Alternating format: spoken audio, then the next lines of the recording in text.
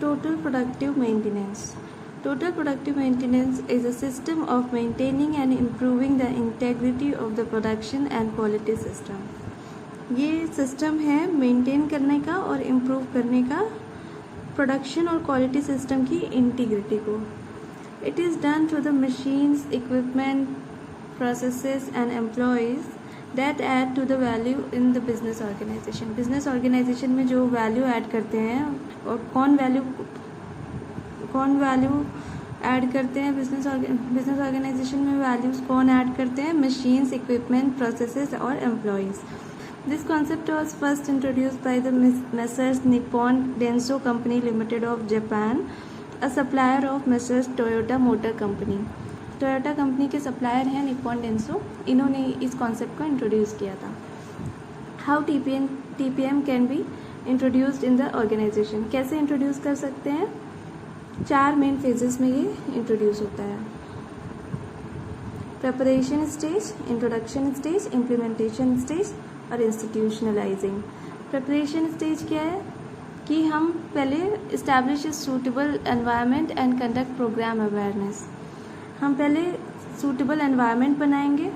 TPM को implement करने के लिए पहले एक सूटेबल एनवायरनमेंट क्रिएट करना ज़रूरी है और उसके बाद उसमें प्रोग्राम अवेयरनेस कराना है कि हम जो प्रोग्राम बना रहे हैं उसको सबको बताना है. TPM से रिलेटेड अवेयरनेस के लिए प्रोग्राम्स करने हैं. इंट्रोडक्शन स्टेज क्या है?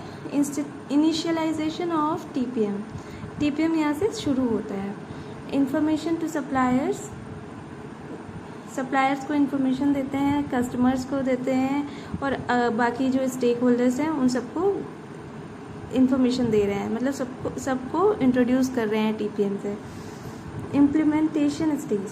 This is done with the help of 8 activities referred as pillars of TPM.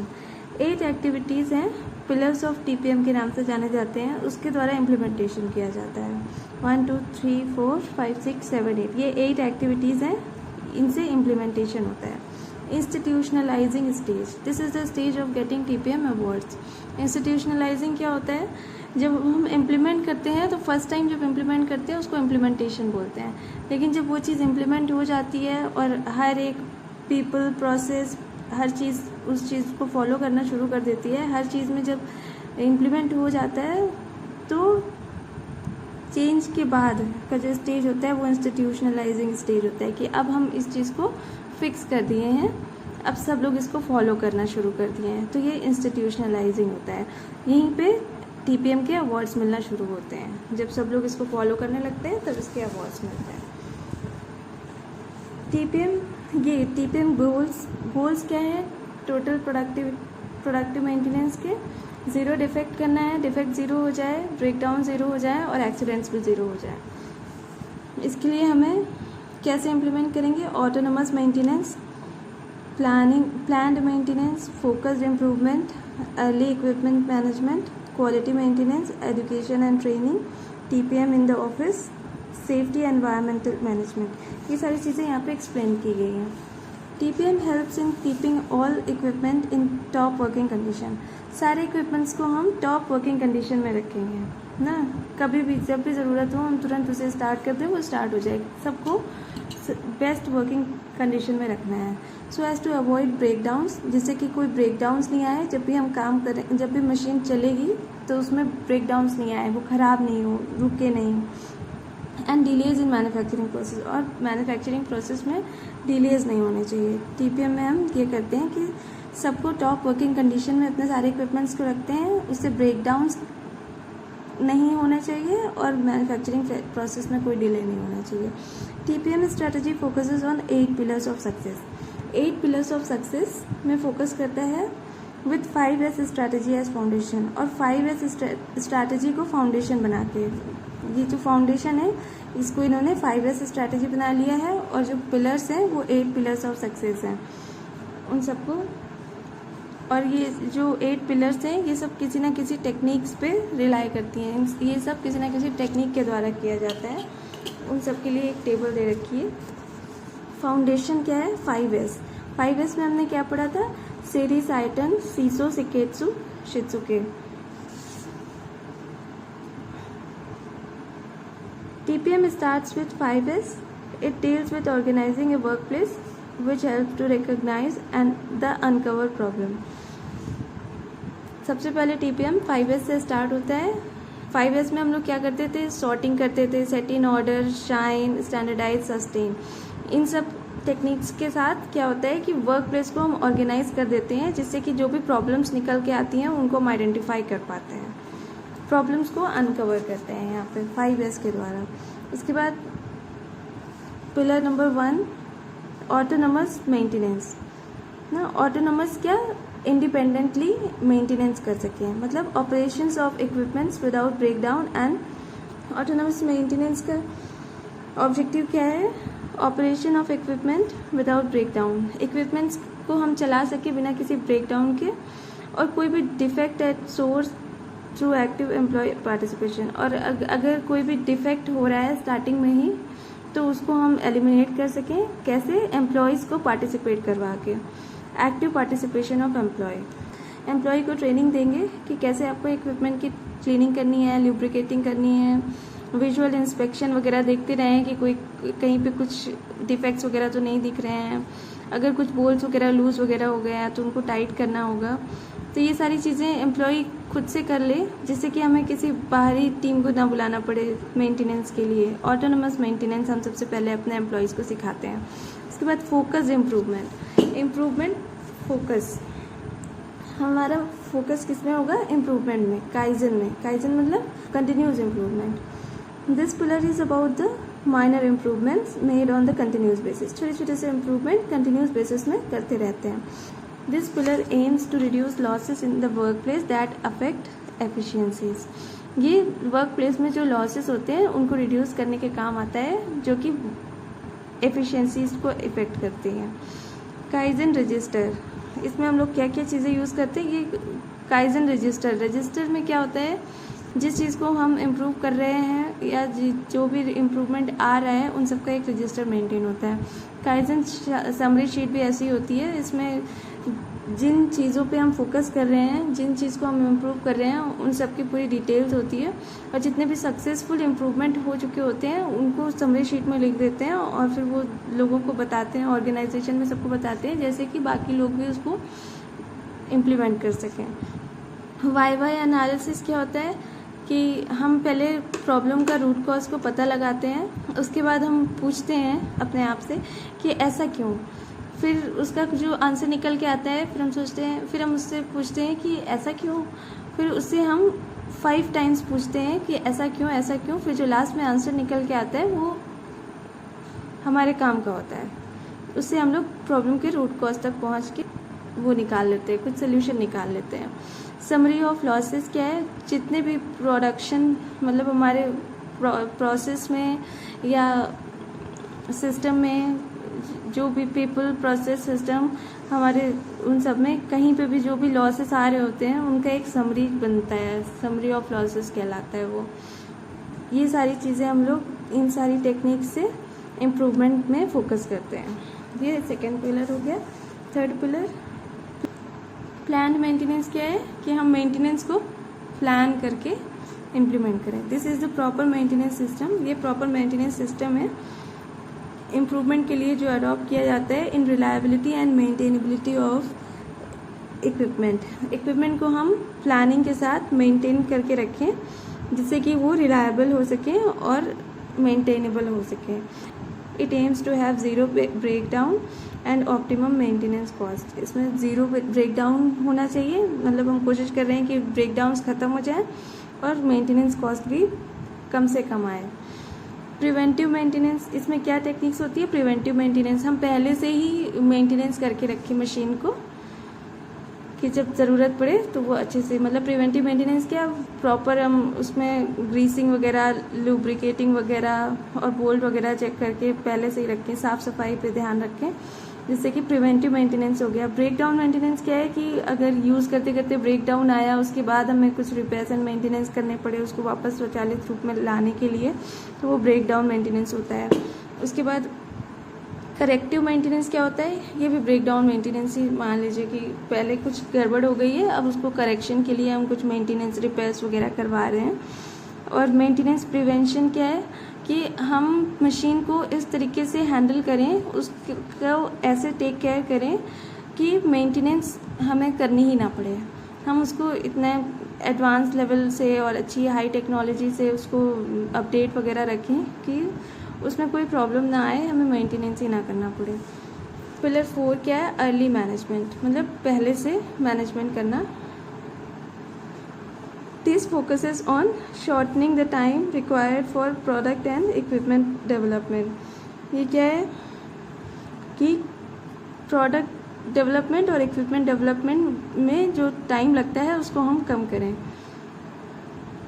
इसमें क्या टेक्निक्स होती हैं? इंजीनियरिंग और री इंजीनियरिंग प्रोसेस को इंजीनियर करना। जब भी हम कुछ नया प्रोडक्ट वगैरह बनाने जाते हैं तो हम पहले इक्विपमेंट्स वगैरह उसी के अकॉर्डिंग डेवलप करते हैं। ये उससे रिलेटेड है कि उसमें जो इन सब का जो टाइम है वो बहुत कम हो जाए ना, ऐसे हम पहले से अर्ली मैनेजमेंट करके रखें। और जब भी हम कुछ नई चीज़ का प्रोडक्शन वगैरह शुरू करने जाते हैं तो हम प्रोसेस को इंजीनियर करते हैं, या जैसी हमें नीड होती है उस हिसाब से हम प्रोसेस को अपडेट करते हैं, री इंजीनियर करते हैं। तो ये पिलर नंबर 4 है। पिलर नंबर 5 में क्या है? क्वालिटी मेंटेनेंस, कि हम क्वालिटी को कैसे बना के रखेंगे। This is towards achieving customer satisfaction. Customer का सेटिस्फैक्शन हमें चाहिए through delivery of high quality product. और कस्टमर सेटिस्फैक्शन कैसे होता है? हाई क्वालिटी प्रोडक्ट्स डिलीवर करने से। रूट कॉज एनालिसिस, पहले हम रूट कॉज को ढूंढें ना, पहले हम प्रॉब्लम को ढूंढें, फिर उसकी रूट कॉज को ढूंढें, ये रूट कॉज एनालिसिस होता है। फिर उसके लिए सोल्यूशन ढूंढें, फिर उसको इम्प्लीमेंट करें, ये सारा रूट कॉज एनालिसिस होता है, उसका यूज़ करते हैं यहाँ पे।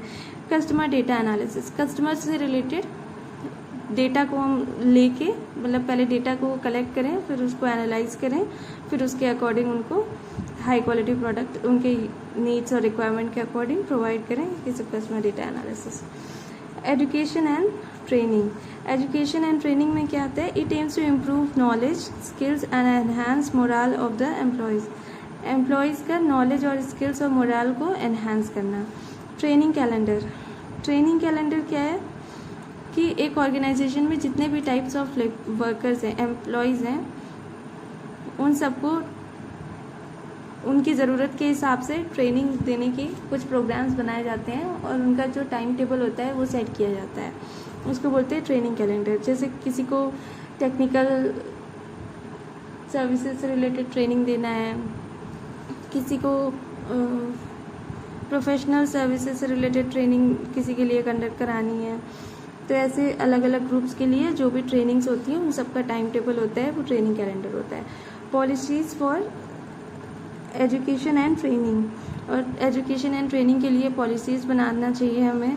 ऑन साइट ट्रेनिंग, और ऑन साइट अपने जो जहाँ पे भी प्रीमाइसेस में ही ट्रेनिंग वगैरह कंडक्ट कराना, वो ऑन साइट ट्रेनिंग हो गया।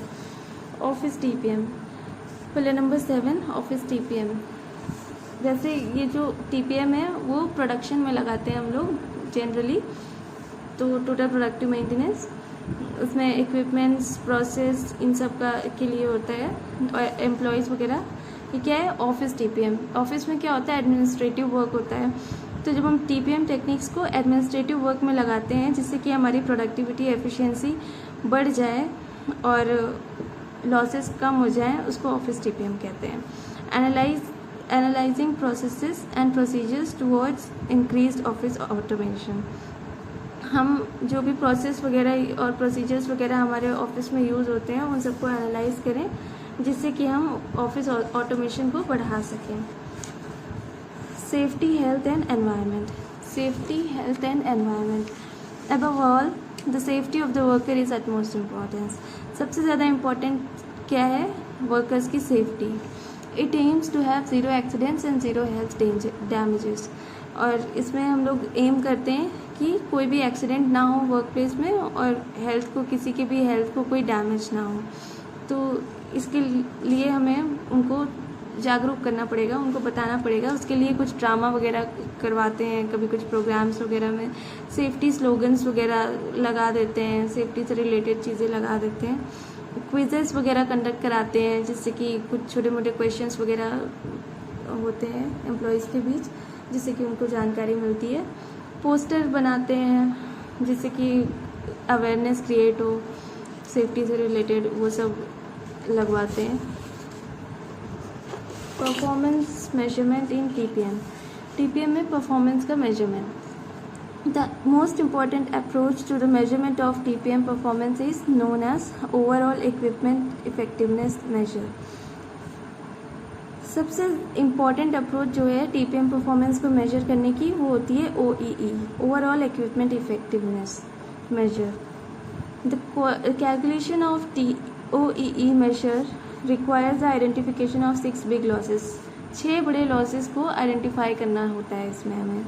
वो क्या हो सकते हैं? इक्विपमेंट फेलियर या ब्रेक डाउन, मतलब इक्विपमेंट काम करते करते फेलियर हो गया या ख़राब हो गया तो उसको कंसिडर करते हैं। सेटअप टाइम या एडजस्टमेंट, अगर कुछ सेटअप में या एडजस्टमेंट में हम मशीन को रुकना पड़ गया तो वो दोनों लगभग एक ही जैसी चीज़ें हैं।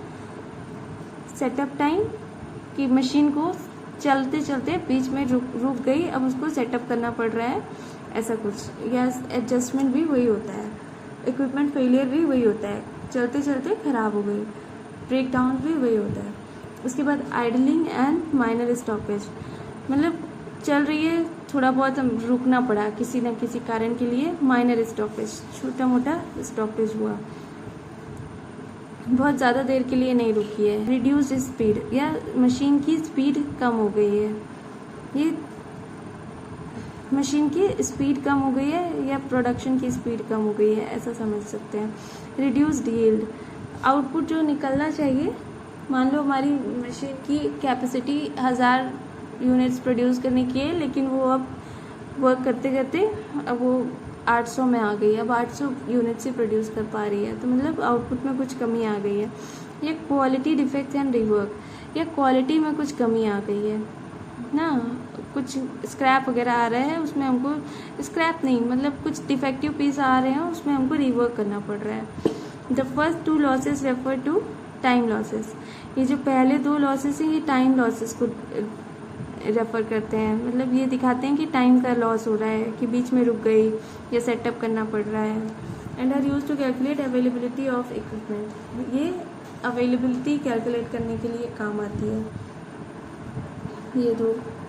इसके बाद the third and fourth losses are speed losses, और थर्ड और फोर्थ लॉसेस जो माइनर स्टॉपेज है या रिड्यूस्ड स्पीड है, तो अच्छा इससे स्पीड लॉसेस हमें पता चलते हैं कि हमारी मशीन की स्पीड में क्या कमी हो रही है या लॉस हो रहा है। That determine performance efficiency of equipment, ये परफॉर्मेंस एफिशिएंसी पता लगाती है, ये अवेलेबिलिटी पता लगाती है, ये परफॉर्मेंस एफिशिएंसी।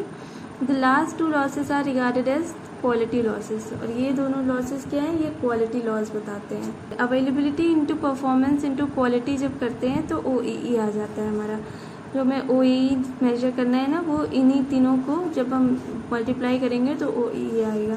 OEE में भी applied to any individual asset और टू अ प्रोसेस, ये किसी भी इंडिविजुअल असेट या प्रोसेस में लगाया जा सकता है। असेट में भी लगाया जा सकता है, प्रोसेस में भी लगाया जा सकता है। It is unlikely that any manufacturing process can run at 100%, और कोई भी मैन्युफैक्चरिंग प्रोसेस 100% OEE में नहीं चलता है। According to Dale et al, ये कोई इंसान होंगे, 2000 में इन्होंने कहा है, या नाकाजिमा 1998 में इन्होंने सजेस्ट किया है, जो ideal values of OEE component होती हैं वो ऐसे होती हैं। अवेलेबिलिटी 90% से ज़्यादा हो तो अच्छा है, परफॉर्मेंस 95% से ज़्यादा अच्छा है, और क्वालिटी 99% से ज़्यादा अच्छा है। और accordingly OEE at world class performance would be approximately 85%। अगर आपकी OEE 85% आ रही है तो फिर आपका जो प्रोडक्ट है वो वर्ल्ड क्लास है, मतलब आपका जो मशीन या आपका जो प्रोसेस है वो वर्ल्ड क्लास परफॉर्मेंस दे रहा है। कोटजी 1993 में कॉन्ट्राडिक्ट किए, उन्होंने कहा कि OEE figure greater than 50% is more realistic. ये जो आपकी फिगर्स हैं ये रियलिस्टिक नहीं लग रही हैं।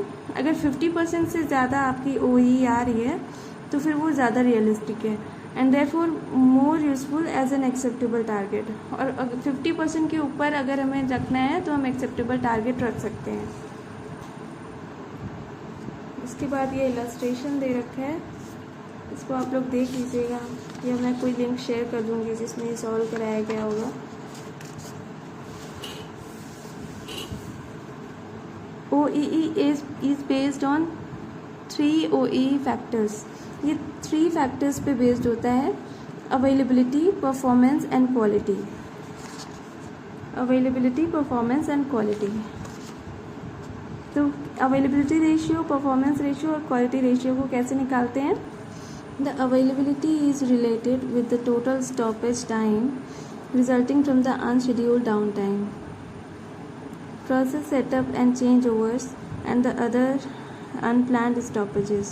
It is the ratio of operating time to the planned production time and takes into consideration the theoretical production time against which unplanned downtime is highlighted. तो अवेलेबिलिटी किस चीज़ से रिलेटेड है कि कितना स्टॉपेज टाइम हुआ जो कि अनशेड्यूल्ड डाउन टाइम की वजह से, मतलब पहले से प्लान नहीं था, अनशेड्यूल्ड डाउन टाइम हो गया, प्रोसेस सेटअप करना पड़ा, चेंज वगैरह करना पड़ा, एडजस्टमेंट वगैरह करने पड़े, या अदर अनप्लान्ड स्टॉपेज, किसी भी वजह से अनप्लान्ड स्टॉपेज करने पड़े, उनको यहाँ पे कंसिडर करते हैं। It is the ratio of operating time. Operating time क्या है? कितनी देर मशीन चली to the planned production time, और कितना हमने सोचा था कि इतनी देर चलेगी। And takes into consideration the theoretical production time, और इससे क्या होता है? थियोरेटिकल प्रोडक्शन टाइम हम कंसिडर करते हैं against which unplanned down time is highlighted, जिससे कि हमें अनप्लान्ड डाउन टाइम हमें पता चल जाता है। तो ऑपरेटिंग टाइम क्या हो गया? कितनी देर चला। मान लो हमने सोचा था कि 40 आवर्स चलेगी, और प्लान्ड था कि 8 घंटे सेटअप लगता है, और अनप्लान्ड हो गया 4 घंटे का।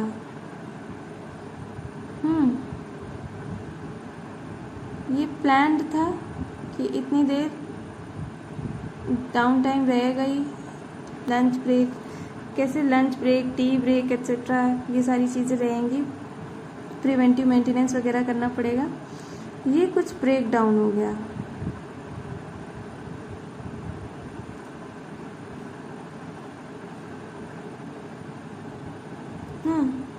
तो हमने सोचा था कि 40 - 8 यानी कि 32 आवर्स काम करेंगे ना।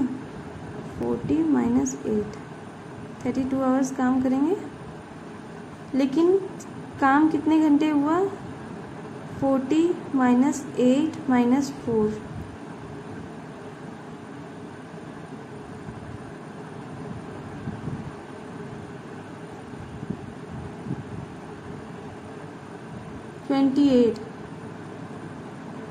$28 आवर्स काम हुआ। ऐसे कर देंगे तो हमारा अवेलेबिलिटी रेशियो आ जाएगा।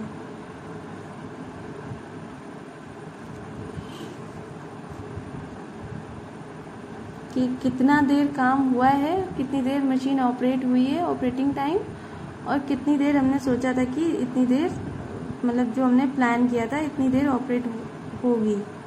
इनका जो रेशियो है वो अवेलेबिलिटी रेशियो होता है। और ये क्या है? हमने लेस किए प्लान्ड डाउन टाइम जो होता है उसको हम कंसिडर करते हैं, जैसे कि preventive maintenance, lunch break, tea breaks वगैरह में जो होगा उसको तो हम कम नहीं कर सकते उस टाइम को, तो उसको हम पहले से ऑलरेडी कंसिडर कर रहे थे, लेकिन जो एक्स्ट्रा वो हो गया उससे हमारा ऑपरेटिंग टाइम कम हो गया, प्लानिंग से कम हो गया, तो उसका हम रेशियो निकाल लेते हैं। परफॉर्मेंस रेशियो क्या है? Ideal cycle time into total count by operating time. Ideal cycle time is a theoretical fastest possible time to manufacture 1 piece. कि ये क्या हो गया? एक स्टैंडर्ड है कि एक पीस को बनाने में कितना टाइम लगेगा ना, एक पीस को बनाने में कितना टाइम लगेगा, स्टैंडर्ड सेट है। और कितने बने हैं पीस? 1 पीस को बनाने के लिए जो स्टैंडर्ड टाइम लगता है कि इतनी देर समय लगना चाहिए एक पीस को बनाने के लिए, तो जितने पीसेस बने इतने बने, और इतना ऑपरेटिंग टाइम जो हमने यहाँ पे निकाला था वो ले लिया, इतना लगना चाहिए था, इतने पीसेस के लिए और इतना समय लगा है इंटू 100 कर देंगे तो हमारा परफॉर्मेंस रेशियो आ जाएगा। क्वालिटी रेशियो क्या है? Good count by total count, total good production to the actual total production, sometimes called yield. कैसे? कितना हमने टोटल बनाया, मान लो हमने टोटल 100 यूनिट्स बनाए, लेकिन उसमें से 20 यूनिट्स खराब निकल गए, डिफेक्टिव निकल गए,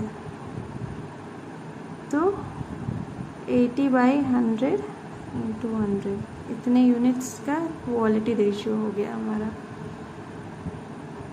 note, this is third element of OEE. It is defined as a total good production to the actual total production, sometimes called yield. इसको yield भी कहते हैं। OEE can be calculated using formula good count into ideal cycle time by planned production time. OEE को निकालने के लिए हम लोग ऐसे भी निकाल सकते हैं। Connection between TQM and TPM, दोनों में क्या कनेक्शन है? ये दोनों ही मेथड्स कंपनी को मोर कॉम्पिटिटिव बनाते हैं।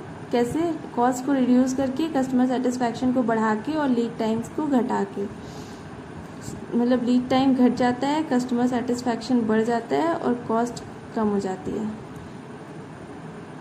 Involvement of workers in all phases of TQM and TPM is necessary. Workers को हर फेजेस में इन्वॉल्व करते हैं। Both process need fundamental training and education of participants को कुछ ट्रेनिंग और एजुकेशन देना दोनों में ही ज़रूरी है। TPM and TQM take a long time to notice sustained tangible benefits. Tangible benefits को देखने के लिए समय ज़्यादा लगता है, लॉन्ग टाइम लगता है कि जब हमें बेनिफिट्स दिखेंगे। Commitment from top management is necessary for the success of the implementation. Top management का कमिटमेंट बहुत ज़रूरी है दोनों के इम्प्लीमेंटेशन में। सेलुलर मैन्युफैक्चरिंग या one piece flow production system, ये क्या है? A subsection of JIT and lean system is cellular manufacturing. इन्हीं का एक सिस्टम है cellular manufacturing. It encompasses group technology. ये एक ग्रुप टेक्नोलॉजी को, इसमें एक ग्रुप टेक्नोलॉजी होती है। The goals of cellular manufacturing are, इनके गोल्स क्या है? To move quickly as possible, जितनी जल्दी हो सके उतनी जल्दी चलो। Make a wide variety of similar products के बहुत सारे वैरायटी बनाना। Making as little waste as possible, और वेस्ट को कम से कम करना। In the assembly line, multiple cells are used. Assembly line में multiple cells को यूज़ किया जाता है। Each cell comprise of one or more machines. हर एक सेल में एक या एक से ज़्यादा मशीन्स होती हैं which accomplish a certain task, जो कि अपना एक कोई टास्क कंप्लीट करती हैं। The product moves from one cell to the next. Product एक सेल से दूसरे सेल पे मूव होता है। Each station completing part of the manufacturing process, और हर एक सेल एक मैन्युफैक्चरिंग प्रोसेस का कोई एक पार्ट कंप्लीट करता है। U shape design is given to these cells because this allow for the supervisor to move less and have the ability to more readily watch over the entire process. और इन cells को U shaped design दिया जाता है, जैसे कि जो supervisor है वो सब पर, सारी मशीन्स पे एक साथ नज़र रख सके और उसको कम से कम चलना पड़े और वो पूरे एंटायर प्रोसेस को देख सके। Flexibility in operation is its biggest advantage.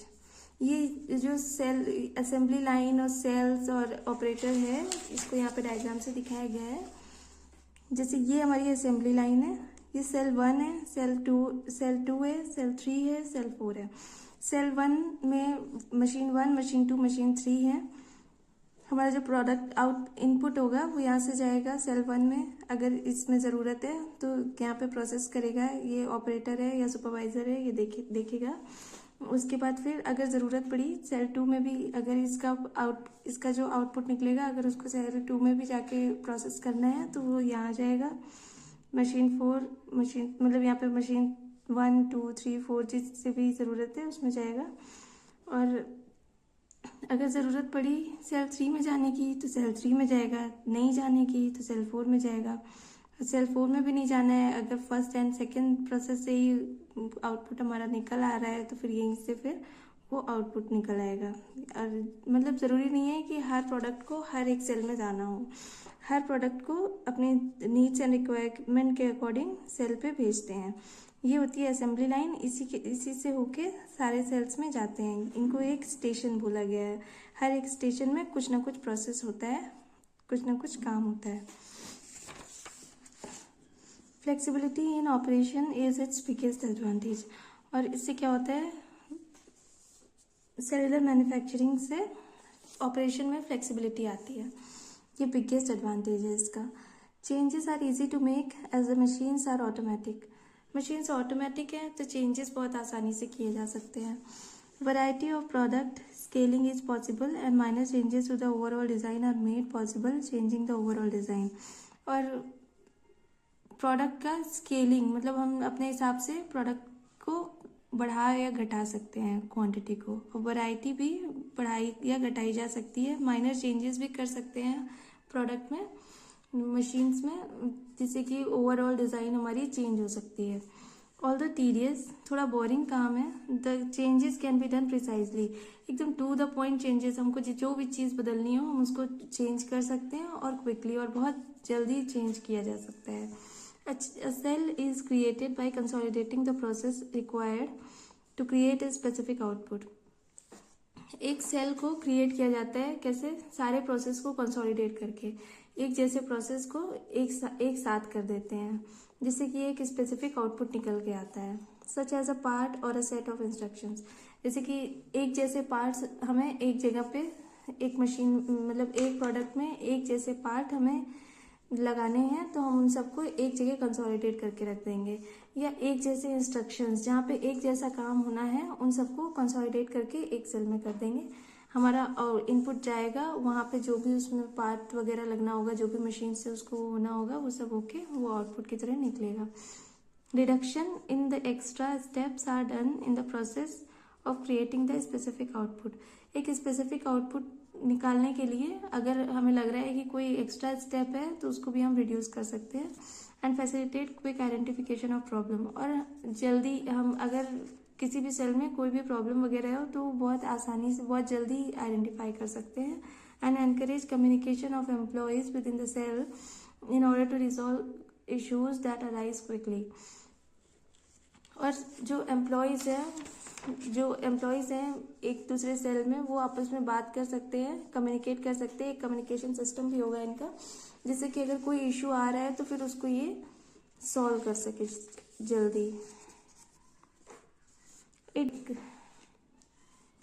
It gives massive gains on implementation in productivity and quality while simultaneously reducing the amount of inventory, space and lead time required to create a product.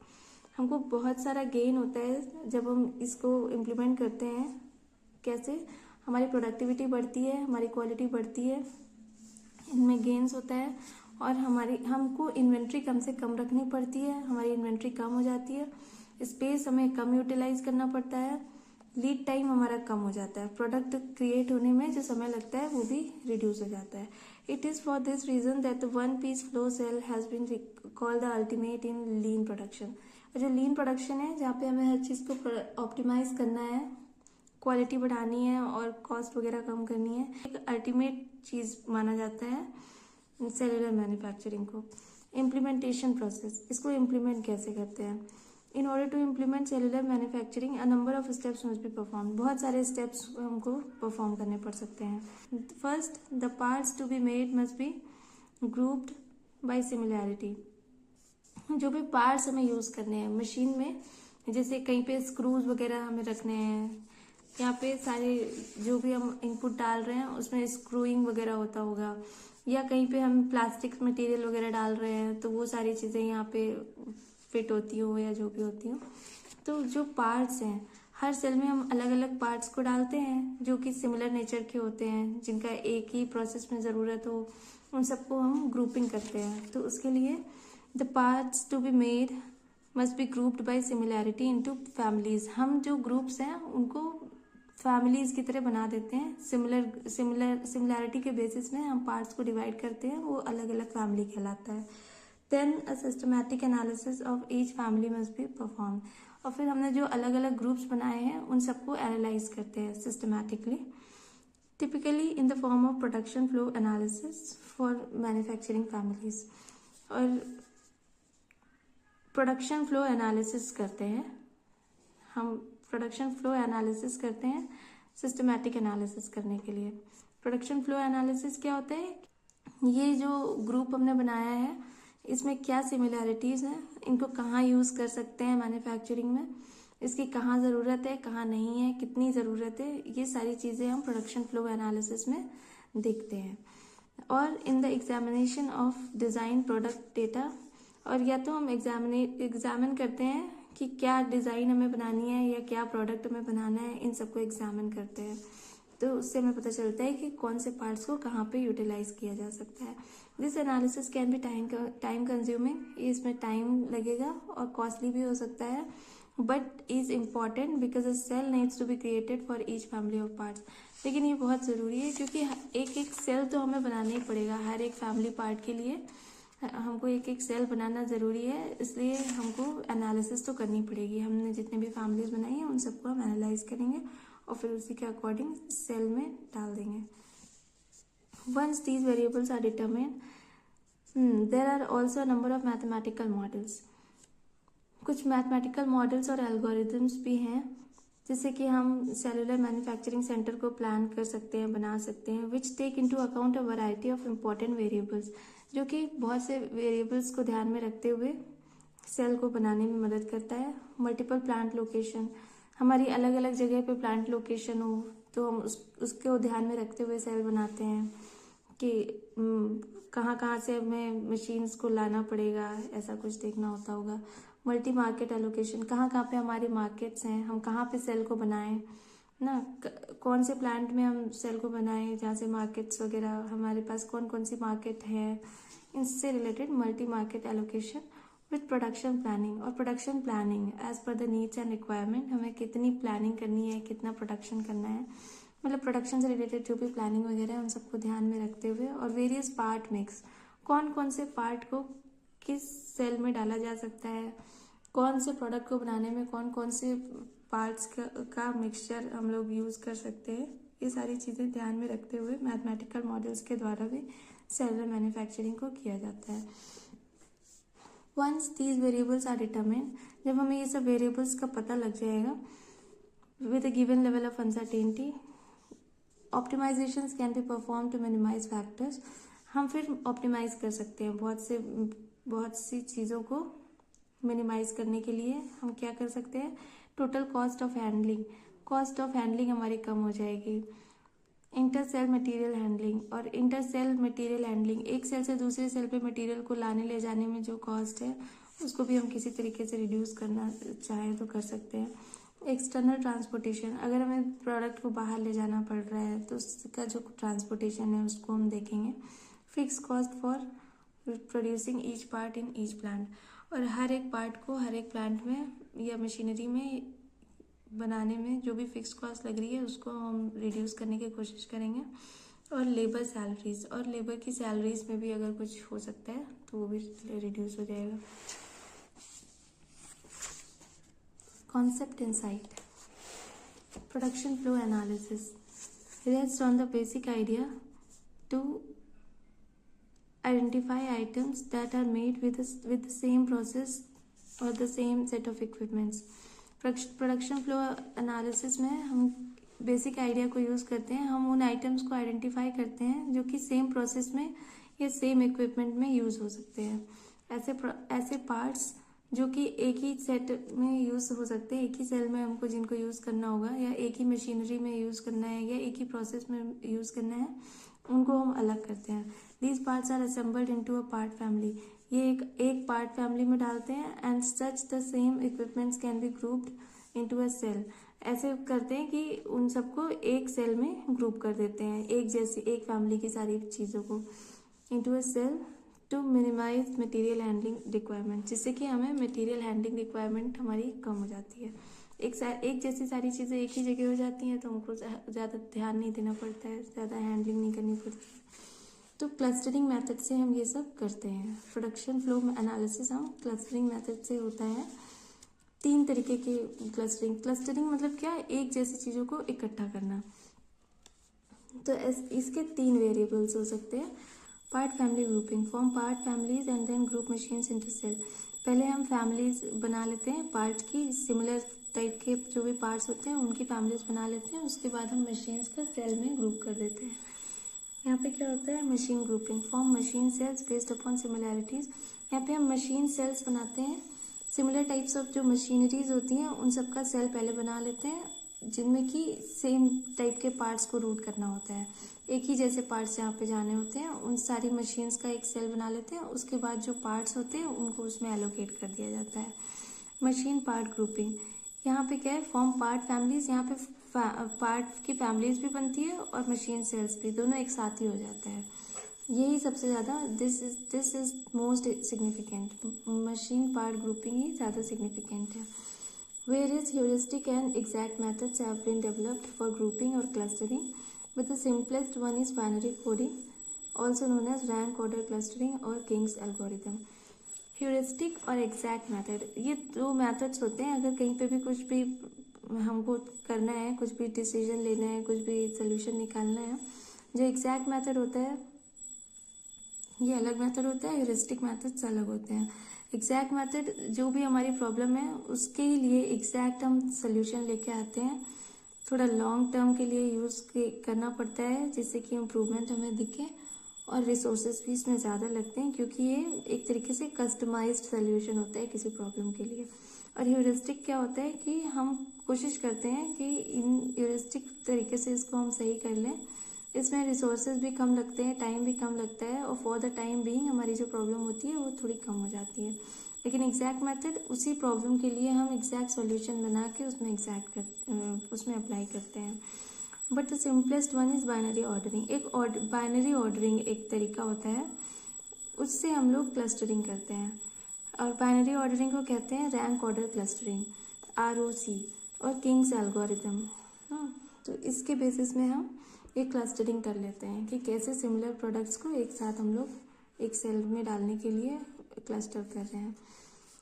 Rank order clustering algorithm is a simple algorithm used to form machine part group. Machine के जो part के groups हैं उनको बनाने के लिए rank order clustering का use होता है, और ये सिंपल एल्गोरिथम होता है। रैंक ऑर्डर क्लस्टरिंग एल्गोरिथम, ये 10 स्टेप्स होते हैं।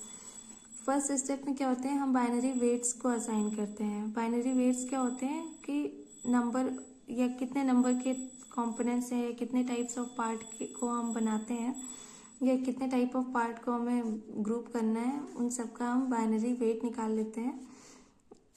सेकेंड में क्या होता है, कैलकुलेट द डेसिमल इक्विवेलेंट, और फिर उसका हम डेसिमल इक्विवेलेंट निकाल लेते हैं। इसमें 2 चीज़ें होती हैं, एक होते हैं रोज और एक होते हैं कॉलम। जो कॉलम्स होते हैं उनका हम बाइनरी वेट निकालते हैं, और जो रोज होती हैं उनका हम डेसिमल इक्विवेलेंट निकालते हैं, और जो कॉलम्स होते हैं उनका बाइनरी वेट निकालते हैं। उसके बाद फिर हम जो डेसिमल इक्विवेलेंस होता है उसमें डिक्रीजिंग ऑर्डर में उसको रैंक कर देते हैं डेसिमल इक्विवेलेंट के बेस में, और फिर रीअरेंज कर देते हैं रैंकिंग के हिसाब से। उसके बाद if no further rearrangement is necessary stop, otherwise go to the next. उसके बाद फिर अगर हमें रीअरेंजमेंट की ज़रूरत नहीं है तो हम वहीं पर रुक जाते हैं, नहीं तो फिर हम फिर से नेक्स्ट स्टेप में जाते हैं, assign binary weight to each arrange रो।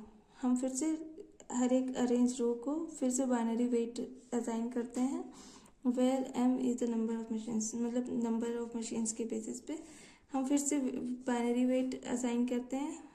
फिर से हम डेसिमल इक्विवेलेंट निकालते हैं, फिर हम लोग रैंकिंग करते हैं डेसिमल इक्विवेलेंट के बेसिस में, और फिर रीअरेंज करते हैं ना। तब तक करते हैं जब तक कि सब कुछ अरेंज ना हो जाए। इसके लिए आप लोग अब्दुल अग्रवाल सर की वीडियो देख सकते हैं, जहाँ पे उन्होंने जो उनकी रिवीजन वीडियो पड़ी हुई है उसमें उन्होंने रैंक ऑर्डर क्लस्टरिंग को एक एग्जाम्पल से एक्सप्लेन किया है, उसको देख लेंगे तो ज़्यादा इजी लगेगा। उसके बाद ये असेंबली लाइन और वर्क फ्लो को यहाँ पे शो किया गया है। इससे क्या होता है, हमारा जो मटेरियल का फ्लो है उसकी स्पीड बढ़ जाएगी, मशीन यूटिलाइजेशन हमारा बढ़ जाएगा, मशीन को हम ज़्यादा यूज़ करेंगे, स्पेस यूटिलाइजेशन हमारा अच्छे से होगा, प्रोडक्टिविटी हमारी बढ़ेगी, कंपोनेंट स्टैंडर्डाइजेशन, कंपोनेंट्स को स्टैंडर्डाइज करना आसान हो जाएगा, एम्प्लॉय मोराल बढ़ेगा, क्वालिटी हमारी बढ़ेगी। और इससे हमें फ़ायदा क्या है, इससे हमें क्या चीज़ें कम कर सकते हैं, प्लानिंग के एफर्ट्स को कम कर देंगे क्योंकि ज़्यादातर चीज़ें ऑटोमेटिक हैं। इसमें पेपर वर्क कम हो जाएगा, सेटअप टाइम भी कम हो जाएगा, डाउन टाइम भी कम हो जाएगा, वर्क मूवमेंट हमारा कम हो जाएगा क्योंकि थोड़ी सी जगह में यू शेप में बना दिया, ज़्यादा मूवमेंट भी नहीं करना पड़ेगा। WIP कम हो जाएगा, मटेरियल हैंडलिंग कॉस्ट भी हमारी कम लगेगी क्योंकि हम नीड के अकॉर्डिंग या स्केलेबिलिटी भी है, ज़रूरत के हिसाब से कम या ज़्यादा कर सकते हैं प्रोडक्शन को, तो ओवर प्रोडक्शन नहीं होगा तो मटेरियल हैंडलिंग कॉस्ट भी नहीं लगेगी या कम लगेगी। डायरेक्ट या इनडायरेक्ट लेबर कॉस्ट, और जो लेबर कॉस्ट थी वो भी कम हो जाएगी।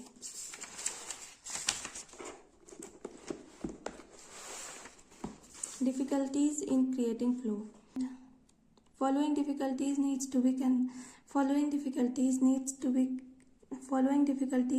be considered and addressed to create efficient flow in cellular marketing। ये सारी डिफ़िकल्टीज आ सकती हैं, इनको हमें ध्यान देना पड़ेगा। एक्सेप्शनल एलिमेंट्स, हो सकते हैं कुछ ऐसे पार्ट्स मिल जाए हमें जिनको हम ग्रुपिंग में कर ही ना पाए, वो अलग ही तरीके के पार्ट्स हों, एक्सेप्शनल एलिमेंट्स हो सकते हैं कुछ। मशीन डिस्टेंसेस, हो सकता है हमारी पहले से जो मशीन्स रख रखी हैं वो इतनी दूर दूर रख रखी हैं, अब उनको एक सेल में लाना थोड़ा मुश्किल का काम हो। Bottleneck machine and parts, bottleneck machines क्या होते हैं, जैसे कि हमारा ये एक सेल है, इसमें 4 मशीन्स, जैसे ये हमारा सेल है इसमें 4 मशीन्स हैं, ये सुपरवाइज़र है, ये इसमें डाल रहा है 10 यूनिट्स, इसको टाइम लग रहा है 2 घंटे का। इसके बाद फिर यहाँ पे इसको बनाने में हो सकता है कि 3 घंटे का समय लगता हो, और ये शायद हो सकता है यहाँ पे सिर्फ 4 ही यूनिट्स जा सकती हैं, यहाँ पे हो सकता है 6 यूनिट्स जा सकती हैं, यहाँ पे हो सकता है 8 यूनिट्स जा सकती हैं। लेकिन अब जब यहाँ पे हमारी यूनिट्स कम हो गई हैं तो हमारा टोटल तो यहाँ पे 4 ही यूनिट्स निकल पाएंगी ना। तो ये होता है कि बोटल नेक, कि हमने यहाँ से डाला तो 10 यूनिट्स, लेकिन यहाँ से तो 4 यूनिट्स ही निकल सकती है ना, ये इस प्रोसेस में थोड़ी प्रॉब्लम है। तो जिससे कि हमारा पूरा सेल जो है ये कम यूनिट्स ही प्रोवाइड कर पाएगा। तो ऐसे बॉटलनेक मशीन्स या ऐसे पार्ट्स हो सकते हैं। मशीन लोकेशन एंड रीलोकेशन, और मशीन को एक जगह से दूसरी जगह से ले जाने में भी प्रॉब्लम हो सकती है। पार्ट रूटिंग, हम पार्ट को रूट करने के टाइम हो सकता है हमें कुछ प्रॉब्लम आए। सेल लोड वेरिएशन, और एक सेल में कितना लोड हम डाल सकते हैं इसमें भी डिफरेंट हो सकता है कि जैसे हमारा प्रोडक्ट एक सेल पे गया, यहाँ पे इस सेल की कैपेसिटी ज़्यादा है 1000 यूनिट की, हमने यहाँ पे डाल दी, लेकिन अब इस सेल में ज़्यादा आ ही नहीं सकता है, हो सकता है यहाँ पे सिर्फ 1000 यूनिट की जगह 800 यूनिट से जा सकते हो। तो लोड को वेरिएशन हो सकता है, जिसकी वजह से हमें थोड़ा टेक्निकल इश्यूज आ सकते हैं। Inter and intra cellular material transferring, एक सेल से दूसरे सेल पे मटेरियल को ट्रांसफ़र करना, या एक सेल के अंदर एक मशीन से दूसरे मशीन में मटेरियल ट्रांसफ़र करने में कोई प्रॉब्लम आ सकती है।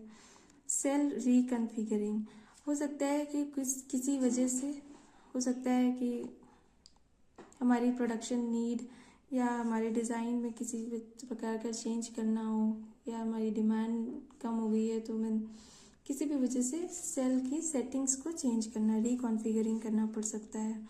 डायनेमिक पार्ट डिमांड, हो सकता है जो पार्ट्स के जो डिमांड है वो थोड़ी डिफरेंट भी हो सकती है, हो सकता है कि जो डिमांड है पार्ट की वो बदलती रहे, तो उसकी भी प्रॉब्लम हो सकती है। हम तो पहले से सेल को बना देंगे और उसमें पार्ट्स को डाल देंगे, हो सकता है उसके पार्ट्स को हमें चेंज करना पड़े।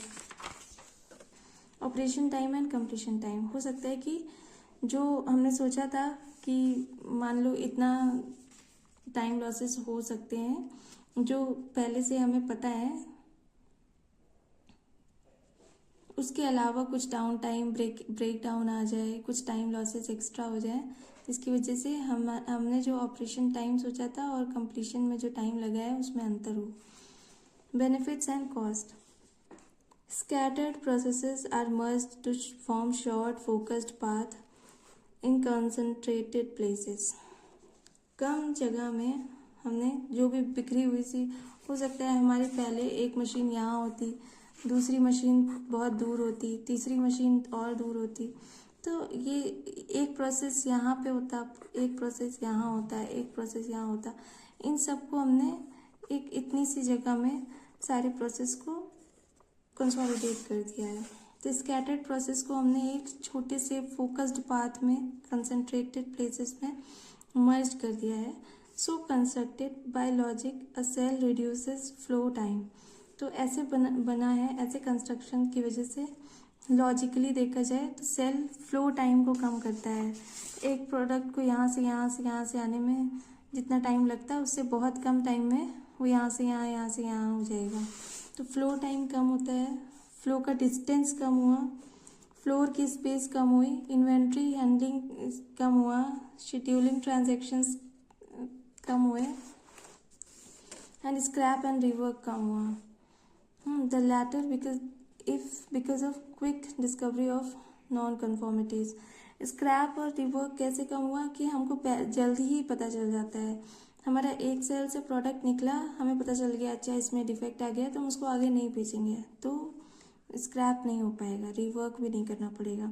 More over cells lead to simplified higher validity costing.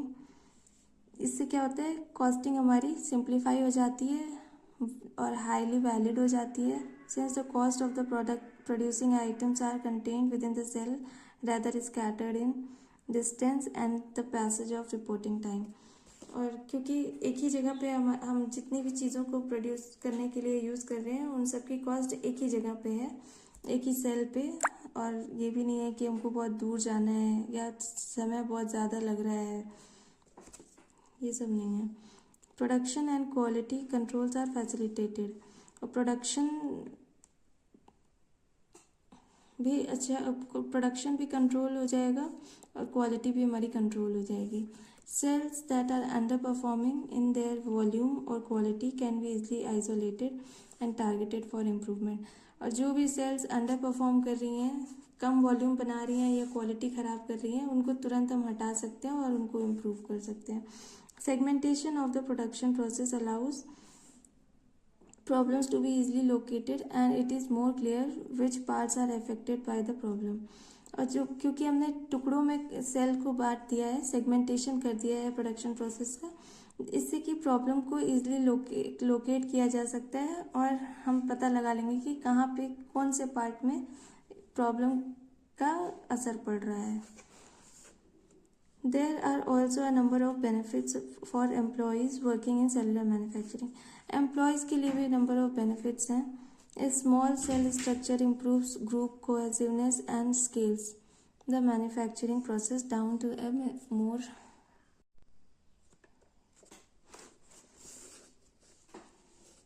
There are also a number of benefits for employees working in a cellular manufacturing। Employees के लिए भी बहुत सारे benefits हैं।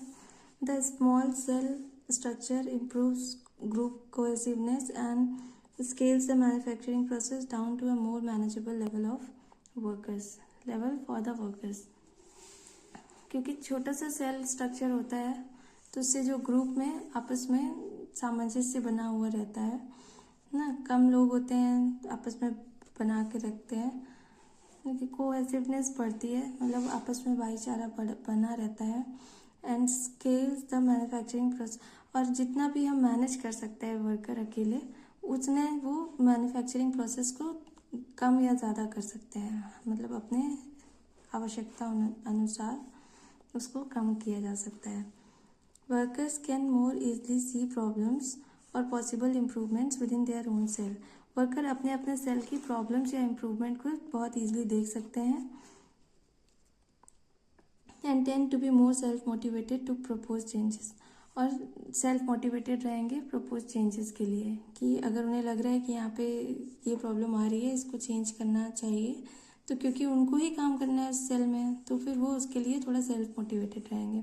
Additionally these improvements that are instigated by the worker themselves cause less and less need for management, और क्योंकि workers खुद से ही प्रॉब्लम्स को ढूंढ सकते हैं, इम्प्रूवमेंट्स को बता सकते हैं, जिससे मैनेजमेंट की ज़रूरत कम पड़ती है. So over time overhead cost can be reduce, तो ओवरहेड कॉस्ट हमारी कम की जा सकती है, बहुत ज़्यादा मैनेजर्स हमें नहीं रखने पड़ेंगे. There are a number of possible limitations to implementing cellular manufacturing, और बहुत सारे limitations भी हो सकते हैं. Some argue that cellular manufacturing can lead to a decrease in production flexibility. कुछ लोग कहते हैं कि production flexibility कम हो सकती है. Cells are typically designed to maintain a specific flow volume of parts being produced.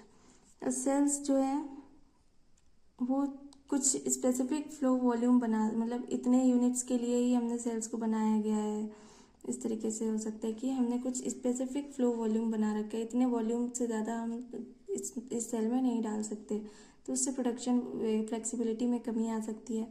Should the demand और necessary quantity decrease, the cells may have to be realigned to match the new requirements, और अगर demand में या किसी भी quantity में कमी आती है तो फिर से रीअलाइन करना पड़ेगा, रिकॉन्फिगर करना पड़ेगा, जैसे कि न्यू रिक्वायरमेंट्स को हम मैच कर सकें, which is a costly operation. और इतनी सारी मशीन्स को हम रिकॉन्फिगर करेंगे तो उसमें कॉस्ट लगेगी. One not typically required in other manufacturing setup, जो कि अदर मैन्युफैक्चरिंग सेटअप में ज़रूरत नहीं होती है इन सब चीज़ों की.